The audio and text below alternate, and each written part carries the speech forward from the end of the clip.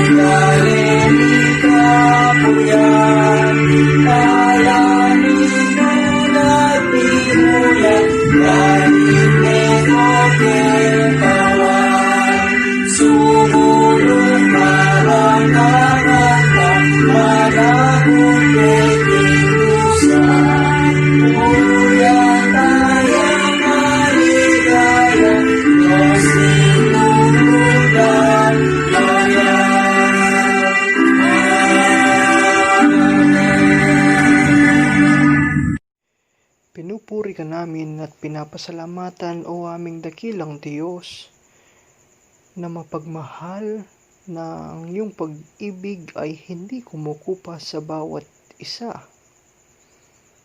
Sa araw na ito'y Panginoon, kami ay nagpapasalamat sapagkat sa ganitong paraan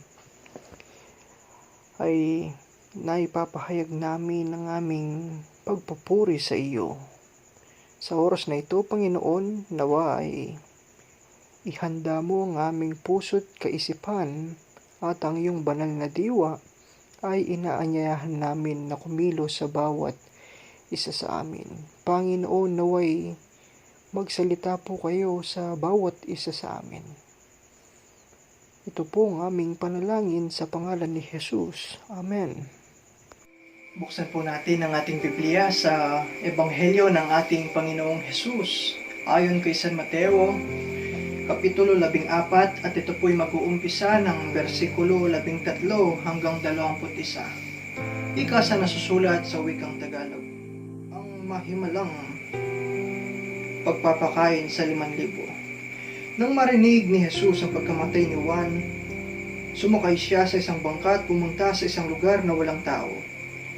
Ngunit nang mabalitaan naman iyon ng mga tao, sila'y naglakad papalabas sa kanilang bayan at sinundan si Jesus. Pagdating ni Jesus sa dalampasigan, nakita niya ang napakaraming taong iyon. Nahabag siya, kaya't pinagaling niya ang may sakit na dala nila. Nang dapit hapon ay lumapit sa kanya ang mga lagad, sinabi nila, "Malapit na pong lumubog ang araw at ilang ang lugar na ito. Papuntahin na po ninyo sa mga kalapit na layo ng mga tao upang makapili ng kanilang makakain. Hindi na sila kailangang umalis. Kayo magpakain sa kanila," sabi ni Jesus. Sumagot sila, "Wala po tayong pagkain kundi 5 tinapay lamang at 2 isda. Dalhin ninyo rito, sabi niya. Pinaupo niya sa damuhan ng mga tao, kinuha ang 5 tinapay at 2 isda. Tumingala siya sa langit at nagpasalamat sa Diyos. Pinaghati-hati niya ang tinapay at inuutos sa mga alagad na ipamahagi iyon sa mga tao. Nakakain at nabusog ang lahat. Nang ipunin ng mga alagad ang natirang pagkain, nakapuno pa sila ng 12 kaing ng tinapay. May 5,000 lalaki ang nakakain bukod pa sa mga babae at mga bata. Tayo po ay pinagpala sa pagkabasa ng banal na kasulatan. Purihin ang Diyos.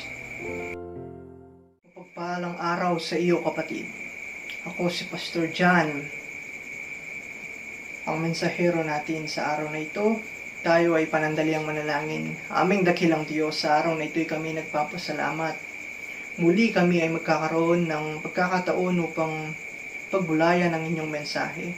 Ang iyong banal na salita. Panginoon, naway ang iyong banal na diwa ang siyang kumilos sa bawat isa sa amin at naman ang aming marinig ay magbigay nawa ng kalakasan, karunungan at kaalaman upang aming mapagbulayan ang buhay na salita na magbibigay kalakasan sa aming buhay espiritual at sa araw-araw na pamumuhay. Pagpalain mo ang mensaheng aming pagbubulay-bulayan. Sa pangalan ni Jesus, ito po ang aming panalangin. Amen. Ang ating pagbubulay-bulayan, mga minamahal kong kapatid, ay pinamagatan nating Challenge Accepted. Kung ating pinakinggan at napakinggan ang mensahe o ang teksto na ating pagbubulay-bulayan, ito ay isang napakatanyag na mensahe. Mula ay pagkabata ay naririnig na natin that Jesus feeds the 5,000. Po. At kung titignan natin, ito ay isang napakapopular na milagrong ginawa ng ating Panginoong Hesus. Sapagkat from 5 loaves and 2 fish, nakuhang pakainin ang libo-libong tao. At ang ating teksto ay matatagpuan hindi lamang sa tekstong ating binasa ayon kay San Mateo, kundi matatagpuan natin ang ating pinagbubulay-bulayan sa 4 na ebanghelyo. Yun ay ayon kay San Juan, kay San Lucas, kay San Marcos at kay San Mateo na ating teksto ngayon. Ito ay napakatanyag, mga kapatid. At kung titignan natin ang ating Panginoong Hesus na nang makita niya ang napakaraming tao, nakita niya, mga kapatid, na sila'y gutom. Hindi lamang sa bagay pisikal o pisikal na aspeto, kundi gutom sila sa espiritual na aspeto. Kaya nung makita ng Panginoon, siya'y nahabag. At ika sa mga disipulo give them something to eat. Nabigla ang mga disipulo sapagkat papaano mo nga bibigyan ng pagkain ng libo-libong mga tao. Kaya tumugon sila kung ano ang kanilang nakikita. Ika nila send the crowd away. Panginoon, pauwiin niyo sila. Kaya nila nagdadapit hapon na Kaya dapat umuwi na sila. Malapit na pong lumubog ang araw at ilang ang lugar na ito. Papuntahin na po ninyo sa mangkalapit na nayon ang mga tao upang makabili ng kanilang makakain. At sa ibang teksto nagtanong pa sila. Ika rito, are we going to spend our own money to feed them? Kailangan pa ba kaming gumastos? At ika nila ang 6 na buwan, 6 months wages worth of bread would not be enough to feed them. Hindi sapat ang 6 na buwan na sweldo upang pakainin ang libo-libong taong ng tinapay.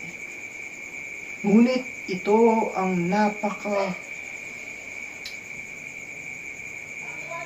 Nakakamangha sapagkat kung titignan natin sa verse 21, may 5,000 lalaki ang nakakain bukod pa sa mga babae at mga lalaki at mga bata. Ano makikita natin mga kapatid? 5,000 lalaki. Hindi pa kasama doon ang bilang ng mga babae at mga bata.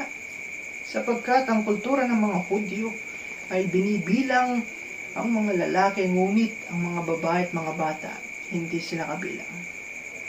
Kung titignan natin 5,000 lalaki ang nandoon, kung ang mga lalaking iyon sabihin na natin na kalahati sa kanila ay kasama ang kanilang asawa, edi nasa bilang na 7,500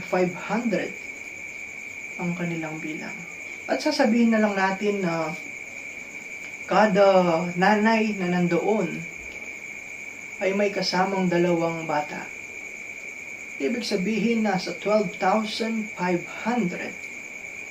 ang naroon. Tunay nga na mapapatugon ka na pauwiin nyo na lamang, Panginoon, sapagkat ang 6 months wages worth of bread would not be enough to feed the crowd, that hungry multitude. Ngunit ito ang nakakamangha mga kapatid. Ayon kay San Juan, nang isulat niya ang tekstong ito, may isang batang lalaki ang naghandog ng 5 tinapay at 2 isda. Young child offers what he had. At kung titignan natin ang edad ng batang ito ay nasa edad na 12 years old pababa. Napakabata, kapatid. Ang bata na naghandog, siya ang tumugon sa hamon at alok ng ating Panginoong Hesus na pakainin ang napakaraming tao. Trivia lang mga kapatid, ang batang tumugon sa hamon ng ating Panginoong Hesus ay batang napakahirap. Yes, tama po kayo mga kapatid. Ang narinig nyo the child who accepted the challenge of our Lord Jesus Christ to feed the hungry multitudes was a poor child. Sapagkat ayon sa mga Bible historian, during Jesus' time, ang mga mahihirap ay sila ang kumakain ng barley loaves and fried fish, smoked fish or salted fish. At makikita natin dito ayon sa mga Bible historian mga kapatid na tanging mayayaman lamang noong panahon ng ating Panginoong Hesus ang nakaka-afford na bumili ng wheat bread and fresh fish. At kapag nakita ka ng tao noon, kapag ikaw ay mahirap, then kumakain ka ng fresh fish, kaagad iniisip ng tao na ninakaw mo ang iyong kinakain.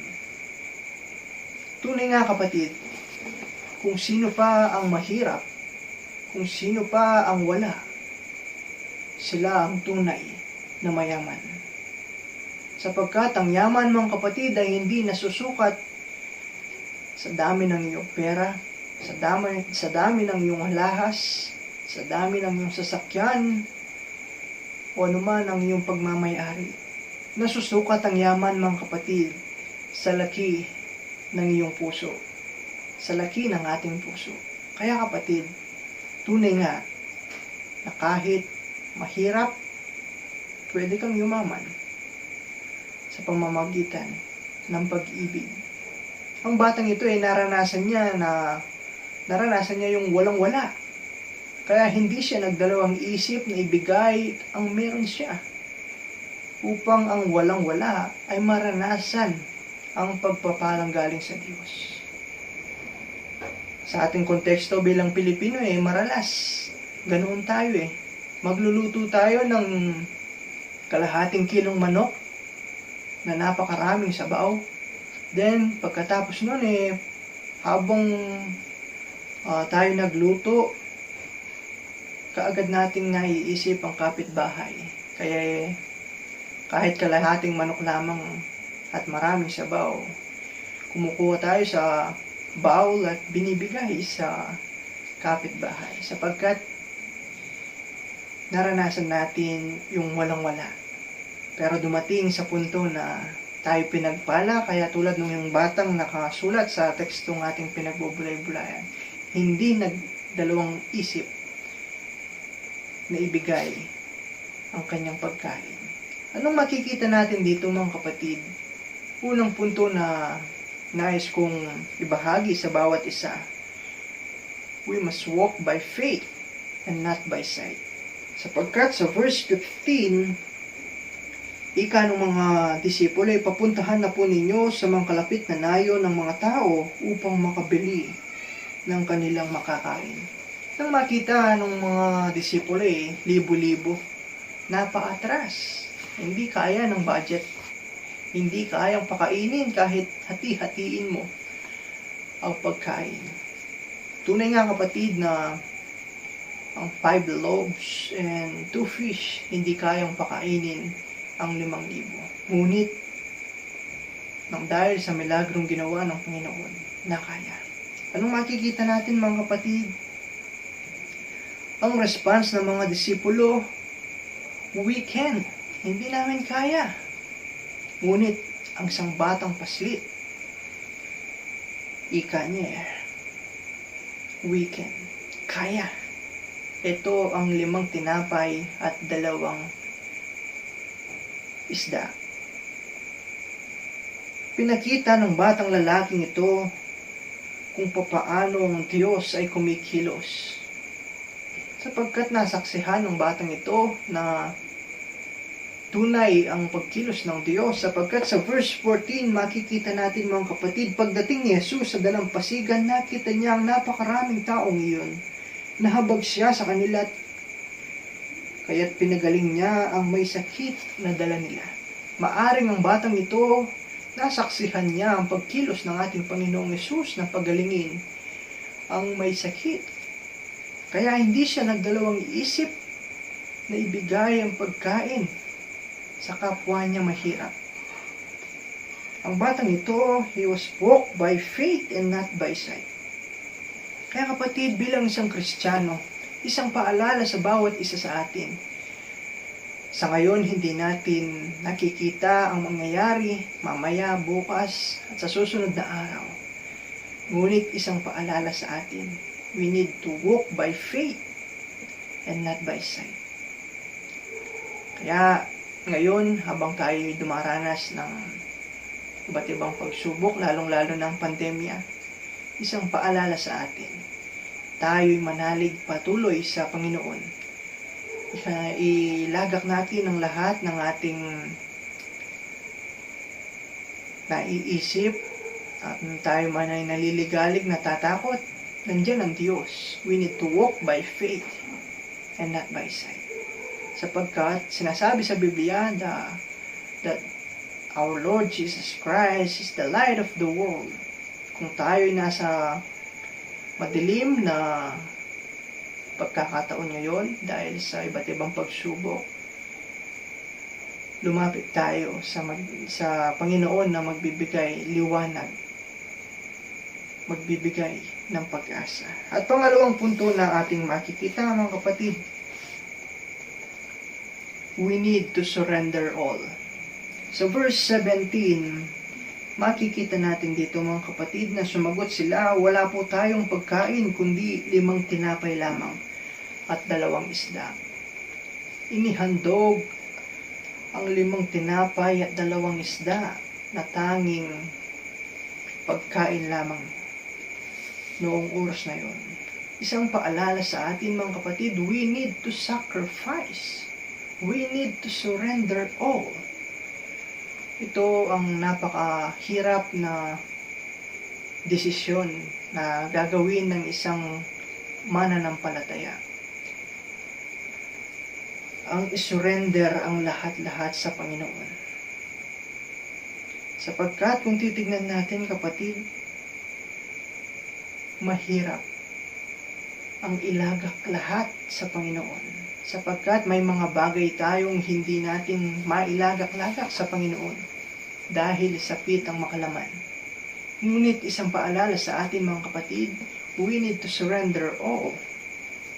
Kung papaanong pinakita ng Panginoong Jesus nang ipako siya sa krus, bago siya ipako, can you remove this cup from me? But your will be done. Alisin nyo ang saro ng paghihirap na ito, ngunit ang iyong kagustuhan ang siyang maghahari. Pinakita ng Panginoon kung papaanong ilagak ang lahat-lahat. Your will be done. Ganoon din ang ginawa ng bata dito sa teksto, kapatid. Hindi siya nagdalawang isip na kapag binigay niya ang pagkain na iyon, wala nang makakain. Wala na siyang maiuhugot sa kanyang bag. Ngunit dahil sa kanyang pananampalataya sa Diyos, inihandog niya lahat-lahat. Kaya kapatid, kung may mga bagay pa tayong hindi na isusurrender sa Panginoon, this is the time na rinig mo ang mensahe. Ilagak mo lamang sa Panginoon. Kung may mga bagay tayong pasan-pasan na nagpapabigat sa ating sitwasyon, isurrender mo sa Panginoon. Sapagkat sinasabi sa Mateo Kapitulo 11, versikulo 28, ika sa nasusulat, lumapit kayo sa akin, kayong lahat na nahihirapan at nabibigat ang lubha sa inyong pasanin, at kayo'y bibigyan ko ng kapahingahan. Ang kapatid, isurrender natin sa Panginoon ang mga bagay na nagpapabigat sa ating sitwasyon. Kung may problema tayo, lumapit tayo sa Diyos. Tiyak, magiging magaan yan. Kung may mga bagay tayo na nagiging hadlang upang lumalim ang ating pananampalataya, ang kapatid, isang paalala, we need to surrender all. At if we surrender all, talong punto na ating makikita, God will bless you abundantly. So verse 20 to 21, matatagpuan natin dito mga kapatid na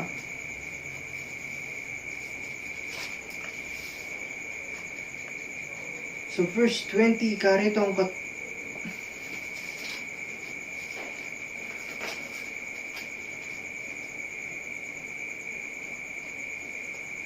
nakakain at nabusog ang lahat nang ipunin ng mga lagad ang natirang pagkain, nakapuno pa sila ng 12 kaing tinapay.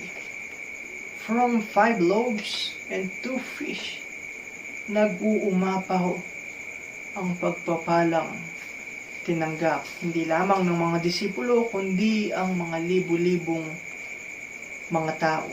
Anong makikita natin kapatid? Kapag natuto tayong isuko ang lahat-lahat sa Panginoon, God will bless us abundantly. God will multiply the blessings na binibigay niya sa atin. From nothing, makikita natin, from nothing into something. Kaya kapatid, isang paalala sa bawat isa natin.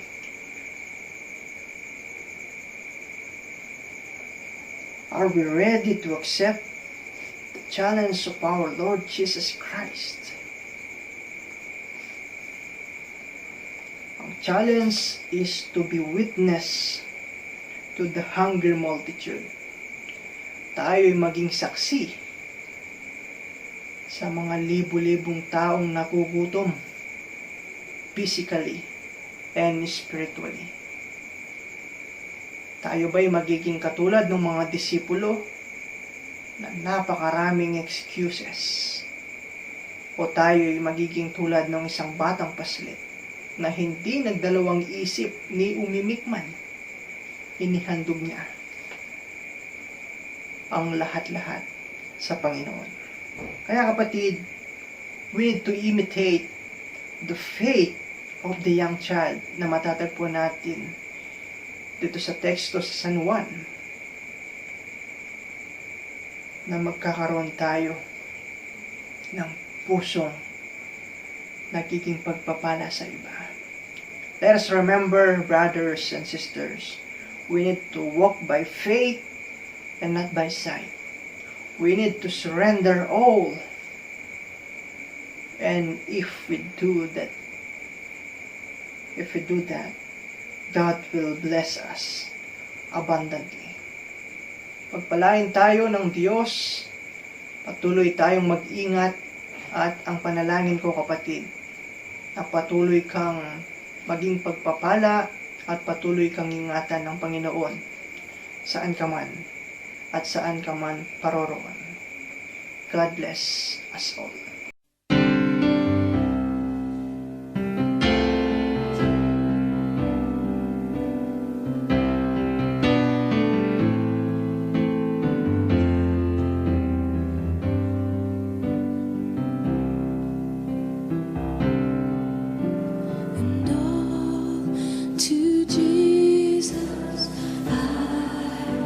Surrender all to Him. I freely give. I will ever love and trust Him in His presence daily. And I surrender.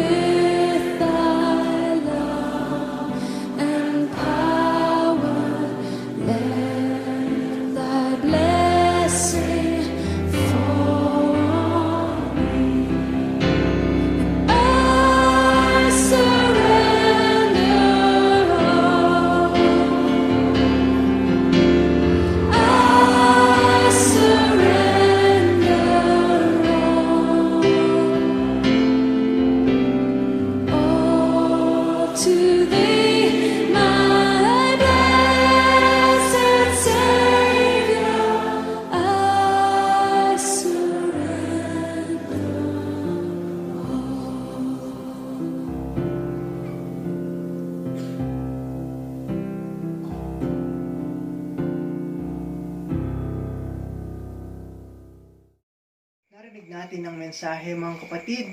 Sino man dito ang nagpapasalamat sa Diyos, ang may hinihingi o nagdiwang ng kanilang birthday or anibersaryo, o sino man dito mga kapatid ang dumaranas ng mabigat na pagsubok, lumapit tayo sa Diyos.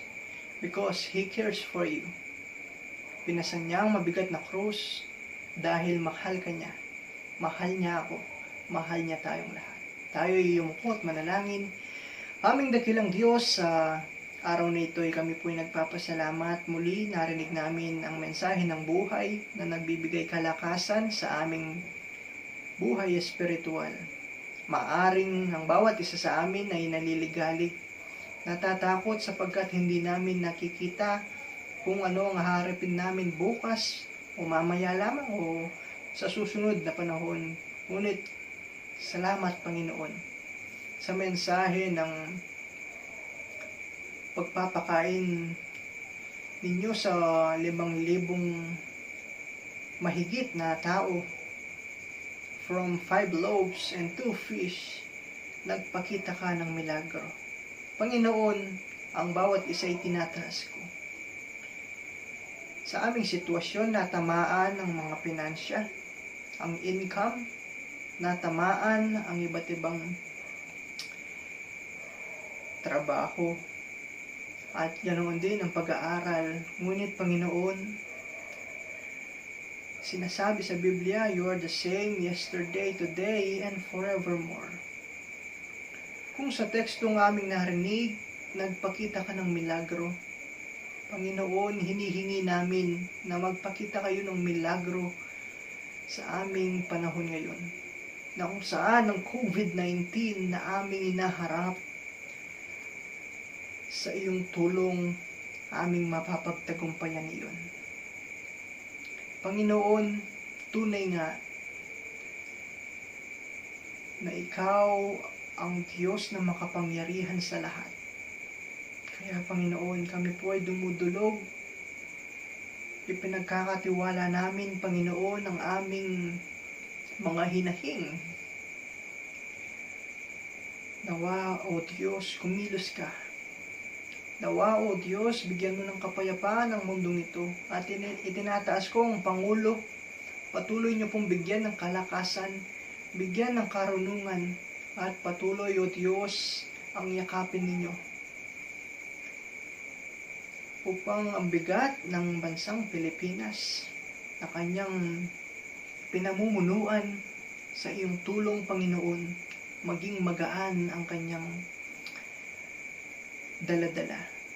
Tulad ng tekstong binasa namin, kung ang bawat isa ay matutong dumulog sa iyo, magiging magaan ang aming inaharap. Kaya Panginoon, sinuman sa mga kapatid na nakikinig nito, na may daladalang bigat sa kanilang puso't isipan, Panginoon, bigyan niyo po sila ng kapayapaan. At patuloy ipakita niyo ang pag-asa, ang buhay na pag-asa na kung saan may Diyos na magbibigay ng karunungan at kalakasan upang mapagtagumpayan ang araw-araw na kapagsubukan. Kaya Panginoon, pagpalain niyo ang lahat ng nakikinig ng video na ito.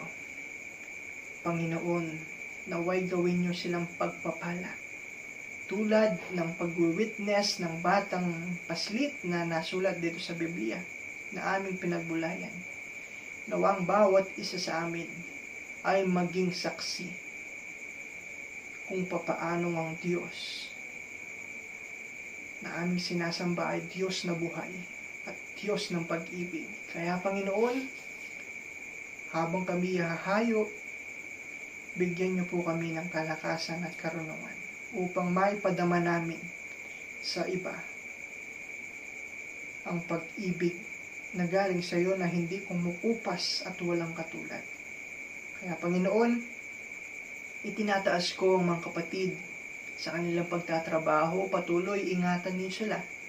Patuloy, O Diyos, i-provide niyong pangangailangan, at nawa, O Diyos, ay patuloy niyong ingatan.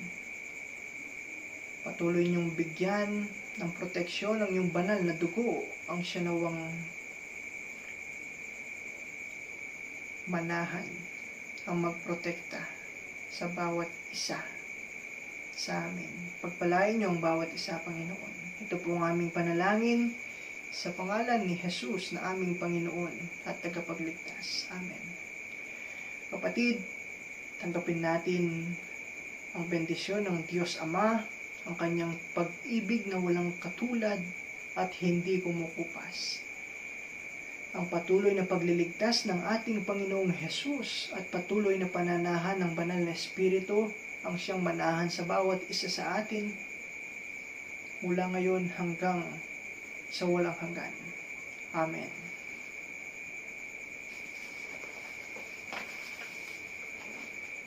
Pagpalain tayo ng Diyos. Patuloy tayong mag-ingat, mga kapatid. God bless.